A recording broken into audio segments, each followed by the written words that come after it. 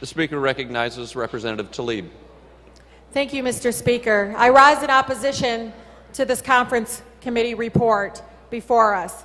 As you all know, we all worked in a very, very transparent, open way, bipartisan way, in passing something that I thought was a good, fair share of resources to all of our schools across the state.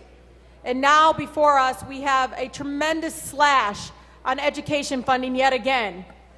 When I voted for the use tax, I voted for over $195 million to go into the school aid fund. And what happened is that money did go in there, but then we turned around and robbed our children of $85 million. That poof, nobody knows exactly what it's being spent on. What's really sad here is that we have before us cyber schools getting $175 per pupil increase. We have some of them getting $166, and some of our traditional public schools are getting as little as $50. It is unfair to fund cyber schools, only 7 of them in our state, at a full allotment, a full allowance, when they do not have the same expenses as all the other traditional schools. The absurdity of it actually is that we could have saved close to $16 million that could have been used in the school aid budget if we had looked at this in, again, fair share of at least cutting them down of 25%, so they get 75%. This is something that needs to look at. Many of my colleagues in this room supported cyber schools. I did not. But the ones who did thought that this was about being much less expensive, much more efficient. But we're paying the same amount of money per pupil in cyber schools, which are really kind of offices space. I don't know if you've ever looked at one.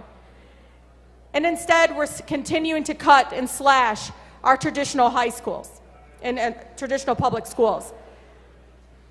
We only need $20 million to fix this problem, and you would see overwhelming support on both sides of the aisle if we do a fair share analysis of trying to get us to at least $83 increase per pupil. I think this is a fair approach. This is a much better approach. We need to go back. We have time. Our kids deserve time from us to do this right. None of us should be getting calls from superintendents crying. None of us. You know, the janitors have representation through unions. They have lobbyists. Contractors have lobbyists. The person that works in the cafeteria has somebody fighting for them up here. Our kids don't have anybody except us. We're their lobbyists. We're the people that are supposed to be up here fighting for them. I didn't come up here to fill a seat.